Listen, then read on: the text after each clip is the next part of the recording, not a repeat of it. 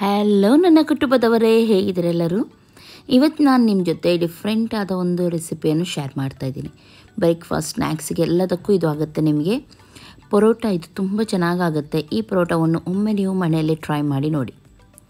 Daily ಒಂದೇ ಥರ ತಿಂದು ನಿಮಗೆ ಬೋರ್ ಆಗಿದೆ ಆದರೆ ಇದು ಖಂಡಿತವಾಗಲೂ ನಿಮಗೆ ಇಷ್ಟ ಆಗುತ್ತೆ. ತುಂಬ ಚೆನ್ನಾಗಿರುತ್ತೆ. ಸ್ವಲ್ಪ ಕ್ರಿಸ್ಪಿ, ಸ್ವಲ್ಪ ಸಾಫ್ಟಾಗಿ ತುಂಬ ಚೆನ್ನಾಗಿರುತ್ತೆ ಇದು.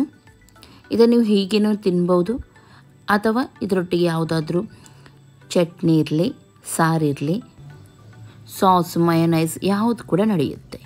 ಓಕೆ, ಇವಾಗ ನಾನು ತೋರಿಸ್ತೀನಿ ಯಾವ ರೀತಿ ಇದನ್ನು ಮಾಡೋದಂತ ಹೇಳಿ. ಫಸ್ಟಿಗೆ ಒಂದು ಪ್ಯಾನ್ ತೊಗೊಳ್ಳಿ. ಅದರಲ್ಲಿ ಸ್ವಲ್ಪ ನಾನು 2 ಟೇಬಲ್ ಸ್ಪೂನಷ್ಟು ಆಯಿಲ್ ಹಾಕಿದ್ದೀನಿ. ಒಂದು ನೀರುಳ್ಳಿಯನ್ನು ಹಾಕ್ತಾಯಿದ್ದೀನಿ. ನೀರುಳ್ಳಿ ಚೆನ್ನಾಗಿ ಸಾಫ್ಟ್ ಆಗುವವರೆಗೂ ನಾವಿಲ್ಲಿ ಫ್ರೈ ಮಾಡಲಿಕ್ಕುಂಟು. ಸ್ವಲ್ಪ ನೀರುಳ್ಳಿ ಇದರಲ್ಲಿ ಚೆನ್ನಾಗಿ ಸಾಫ್ಟ್ ಆಗಬೇಕು. ಓಕೆ, ನೀವು ಬೇಕಿದ್ದರೆ ಜಾಸ್ತಿ ನೀರುಳ್ಳಿ ಕೂಡ ಯೂಸ್ ಮಾಡ್ಬೋದು, ಆದರೆ ಒಂದು ನೀರುಳ್ಳಿ ಸಾಕು ಇದಕ್ಕೆ. ಓಕೆ, ನೀರುಳ್ಳಿ ಇವಾಗ ಕಲರ್ ಚೇಂಜ್ ಆಗಿದೆ ನೋಡ್ಬೋದು. ಇನ್ನೂ ಕೂಡ ಸ್ವಲ್ಪ ಇದು ಸಾಫ್ಟ್ ಆಗಲಿಕ್ಕುಂಟು. ಅದಕ್ಕಿಂತ ಮೊದಲು ನಾವು ಇದಕ್ಕೆ ಸ್ವಲ್ಪ ಇಲ್ಲಿ ನಾನು 1 ಚುಟುಕಿಯಷ್ಟು ಜೀರಿಗೆಯನ್ನು ಸೇರಿಸ್ತಾ ಇದ್ದೀನಿ. ಹಾಗೂ ಸ್ವಲ್ಪ ನಾನಿಲ್ಲಿ 1 ಚುಟುಕಿಯಷ್ಟು ಕಸೂರಿ ಮೇಥಿ ಅಂತ ಹೇಳ್ತಾರೆ ನೋಡಿ, ಅದನ್ನು. ಆಮೇಲೆ ನಾನಿಲ್ಲಿ ಸ್ವಲ್ಪ ಜಿಂಜರ್ ಗಾರ್ಲಿಕ್ ಪೇಸ್ಟನ್ನು ಹಾಕಿದ್ದೀನಿ. ಒಮ್ಮೆಲೆ ಜಿಂಜರ್ ಗಾರ್ಲಿಕ್ ಪೇಸ್ಟ್ ಇಲ್ಲದಿದ್ದರೆ ಶುಂಠಿ ಬೆಳ್ಳುಳ್ಳಿ ಜಜ್ಜಿ ಕೂಡ ನೀವು ಹಾಕ್ಬೋದು, ಆದರೆ ಪೇಸ್ಟ್ ಹಾಕಿದರೆ ತುಂಬ ಬೆಟರ್ ಇದಕ್ಕೆ. ಓಕೆ, ಇದನ್ನು ಇನ್ನೂ ಕೂಡ ಸ್ವಲ್ಪ ಇದರ ಹಸಿ ವಾಸನೆ ಹೋಗುವವರೆಗೂ ಫ್ರೈ ಮಾಡೋಣ. ಓಕೆ ನೋಡಿ, ಇವಾಗ ಚೆನ್ನಾಗಿ ಫ್ರೈ ಆಗಿದೆ. ಈ ಟೈಮಲ್ಲಿ ನಾನು ಇದಕ್ಕೆ 2 ಸಣ್ಣ ಟೊಮೆಟೊ ಉಂಟು ನೋಡಿ, ಅದನ್ನು ಗ್ರೈಂಡ್ ಮಾಡಿ ಇದಕ್ಕೆ ಹಾಕಿದ್ದೀನಿ. ಆಮೇಲೆ ಇದಕ್ಕೆ ಮಸಾಲ ಹಾಕೋಣ. ಸ್ವಲ್ಪ ಚಿಲ್ಲಿ ಪೌಡರ್ ಆ್ಯಡ್ ಮಾಡ್ತಾಯಿದ್ದೀನಿ, ಗರಂ ಮಸಾಲ ಹಾಗೂ ಸ್ವಲ್ಪ ಪೆಪ್ಪರ್ ಪೌಡರು. ಚೆನ್ನಾಗಿ ಇದನ್ನು ಮಿಕ್ಸ್ ಮಾಡಿ. ಚೆನ್ನಾಗಿ ಡ್ರೈ ಆಗಬೇಕಿದು. ಡ್ರೈ ಆಗುವವರೆಗೂ ನಾವು ಇದನ್ನು ಮಿಕ್ಸ್ ಮಾಡಬೇಕು. ಕರೆಕ್ಟಾಗಿ ಟೊಮೆಟೊ ಹಸಿ ವಾಸನೆ ಎಲ್ಲ ಹೋಗಬೇಕು. ಬೇಕಿದ್ದರೆ ನೀವು ಗ್ಯಾಸನ್ನು ಮೀಡಿಯಮ್ ಫ್ಲೇಮಲ್ಲಿಟ್ಟು ಇದನ್ನು ಮುಚ್ಚಿ ಕೂಡ ಇಡ್ಬೋದು, ಆವಾಗ ಕರೆಕ್ಟ್ ಕೂಡ ಆಗುತ್ತೆ ಇದು. ನೋಡಿ, ಇವಾಗ ಎಲ್ಲ ಡ್ರೈ ಆಗಿದೆ ಮಸಾಲೆ, ನೋಡ್ಬೋದು ನೀವು. ಈ ರೀತಿ ಬರಬೇಕಿದು. ಇವಾಗ ಇದಕ್ಕೆ ಸ್ವಲ್ಪ ಸಕ್ಕರೆಯನ್ನು ಹಾಕ್ತಾಯಿದ್ದೀನಿ. ಇದು ಆಪ್ಷನಲ್, ನಿಮಗೆ ಬೇಕಿದ್ದರೆ ಹಾಕಿಲ್ದಿದ್ರೆ ಪರವಾಗಿಲ್ಲ. ಕೊತ್ತಂಬರಿ ಸೊಪ್ಪನ್ನು ಹಾಕಿ ಹಾಗೂ ಚೆನ್ನಾಗಿ ಇದನ್ನು ಸ್ವಲ್ಪ ಮಿಕ್ಸ್ ಮಾಡಿ. ಈ ರೀತಿ ಉಪ್ಪೆಲ್ಲ ನೀವು ಇವಾಗ ಸೇರಿಸ್ಬೇಕಂತ ಏನಿಲ್ಲ ಇದಕ್ಕೆ, ಹಾಗಾಗಿ ಉಪ್ಪನ್ನು ನಾನು ಹಾಕಲಿಲ್ಲ.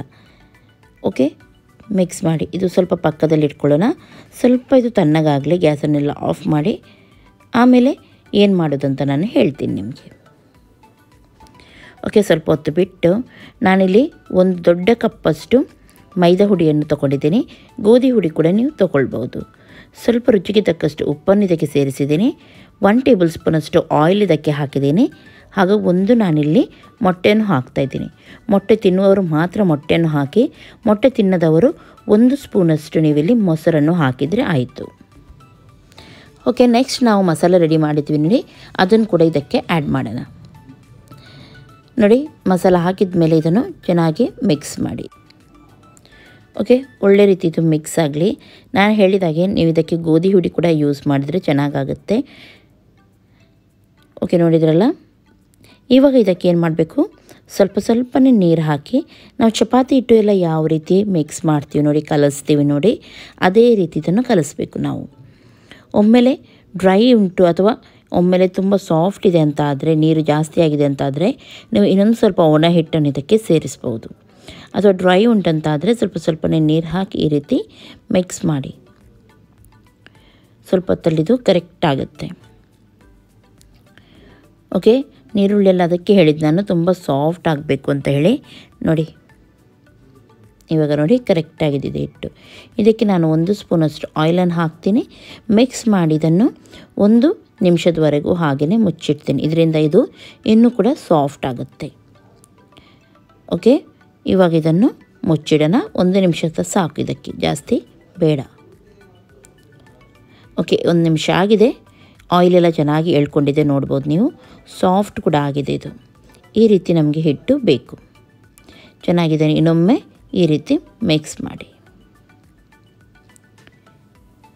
ಹಿಟ್ಟು ಕರೆಕ್ಟಾಗಿ ಬಂದಿದೆ ನೋಡ್ಬೋದು ನೀವು. ಈ ರೀತಿ ಹಿಟ್ಟು ಬರಬೇಕು. ಓಕೆ, ಇವಾಗ ಇದರದ್ದು ಸಣ್ಣ ಉಂಡೆ ನಾನು ತೆಗಿತಾ ಇದ್ದೀನಿ.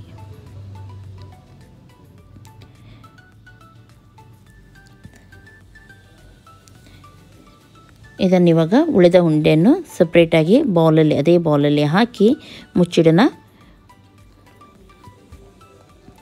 ಅದರಲ್ಲಿ ಇವಾಗ ಒಂದನ್ನು ತಗೊಂಡು ನಾನು ಮಾಡ್ತಾಯಿದ್ದೀನಿ ನೋಡಿ.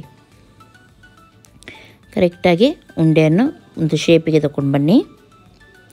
ಆಮೇಲೆ ಇದನ್ನು ಸ್ವಲ್ಪ ಆಯಿಲ್ ಹಾಕಿ ಈ ರೀತಿ,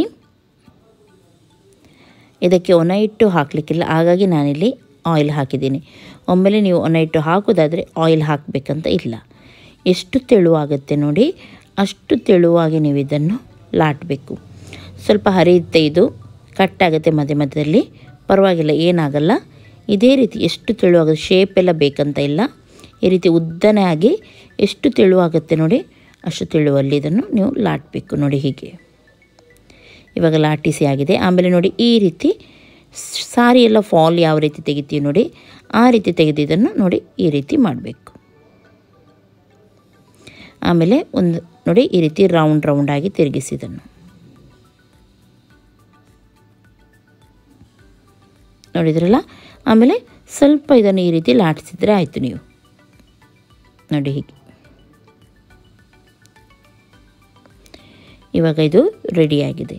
ಇದೇ ರೀತಿ ನೀವು ಎಲ್ಲವನ್ನು ಕೂಡ ಮಾಡಿದರೆ ಆಯಿತು. ತುಂಬ ಸಾಫ್ಟಾಗಿರುತ್ತೆ, ಏನಾಗಲ್ಲ, ಇದು ಈಸಿಯಲ್ಲಿ ಆಗುತ್ತೆ ನೋಡಿ. ಹೀಗೆ ನೋಡಿದ್ರಲ್ಲ. ಇವಾಗ ಇದನ್ನು ಪ್ಲೇಟಲ್ಲಿ ಇಡೋಣ. ಅದೇ ರೀತಿ ಉಳಿದದ್ದನ್ನು ಕೂಡ ನಾವು ಮಾಡಬೇಕು. ಫಸ್ಟಾಗಿ ನೋಡಿ ಇದನ್ನು ಕರೆಕ್ಟಾಗಿ ಈ ರೀತಿ ಲಾಟಿಸಿ, ಇದಕ್ಕೆ ನಾನು ಒಣ ಹಿಟ್ಟು ಹಾಕಲ್ಲ, ಆದಷ್ಟು ತೆಳುವಾಗಿ ಮಾಡಿ, ಆವಾಗಲೇ ಇದು ಚೆನ್ನಾಗಾಗೋದು. ದಪ್ಪ ಮಾಡಲಿಕ್ಕೆ ಹೋಗಬೇಡಿ ನೋಡಿ. ನಾನು ಯಾವ ರೀತಿ ಎಷ್ಟು ತೆಳುವಾಗಿ ಇದನ್ನು ಮಾಡ್ತಾಯಿದ್ದೀನಿ ಅಂಥೇಳಿ. ಆಮೇಲೆ ಇದನ್ನು ನೋಡಿ ಈ ರೀತಿ ಮಾಡಬೇಕು. ಪರೋಟ ಎಲ್ಲ ಯಾವ ರೀತಿ ಮಾಡ್ತೀವಿ ನೋಡಿ, ಸೇಮ್ ಅದೇ ರೀತಿಯಲ್ಲಿ ಮಾಡೋದು ಇದನ್ನು. ಆಮೇಲೆ ಈ ರೀತಿ ತಿರುಗಿಸಿದರೆ ಆಯಿತು. ನೋಡಿದ್ರಲ್ಲ. ನೋಡಿ ಈ ರೀತಿ ಇದನ್ನು ಲಾಟಿದರೆ ಆಯಿತು. ಸ್ವಲ್ಪ ತುಂಬ ಒತ್ತಿ ಒತ್ತಿ ಲಾಟಲಿಕ್ಕೆ ಹೋಗ್ಬಿಡಿ, ಮೇಲಿಂದ ಮೇಲೆ ಮೆಲ್ಲನೆ ಲಾಟಬೇಕಿದ್ದನ್ನು. ಅದೇ ರೀತಿ ನಾನು ಎಲ್ಲವನ್ನು ಕೂಡ ಮಾಡ್ತಾಯಿದ್ದೀನಿ. ಆಮೇಲೆ ಇದನ್ನು ನಾವು ಫ್ರೈ ಮಾಡೋಣ. ಸೇಮ್ ರೀತಿಯಲ್ಲಿ ಎಲ್ಲವನ್ನು ನೀವು ಮಾಡಿದರೆ ಆಯಿತು. ಓಕೆ ನೋಡಿ. ಹೀಗೆ ಇವಾಗ ಇದನ್ನು ಚೆನ್ನಾಗಿ ಲಾಟೋಣ.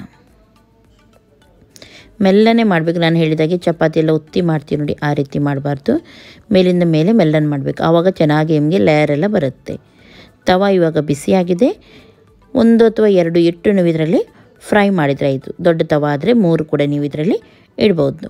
ನಾನು ಇದರಲ್ಲಿ 2 ಇಟ್ಟು ಬಿಸಿ ಮಾಡ್ತಾಯಿದ್ದೀನಿ, ಫ್ರೈ ಮಾಡ್ತಾಯಿದ್ದೀನಿ.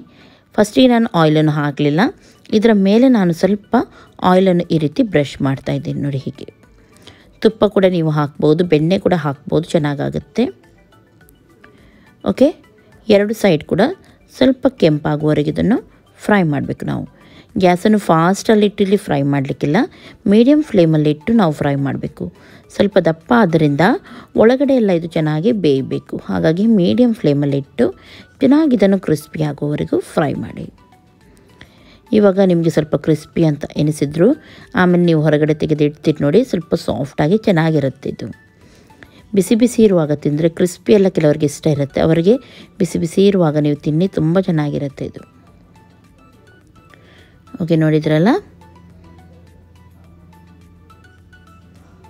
ಇದೇ ರೀತಿ 2 ಸೈಡ್ ಕೂಡ ನಾನು ಫ್ರೈ ಮಾಡ್ತಾಯಿದ್ದೀನಿ.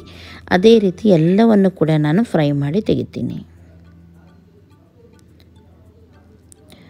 ಓಕೆ ನೋಡಿ, ಎಲ್ಲವನ್ನು ನಾನು ಫ್ರೈ ಮಾಡಿ ತೆಗ್ತಿದ್ದೀನಿ. ಮೇಲ್ಗಡೆಯಿಂದ ಸ್ವಲ್ಪ ನಾನು ಬಟರನ್ನು ಇದಕ್ಕೆ ಹಾಕಿದ್ದೀನಿ.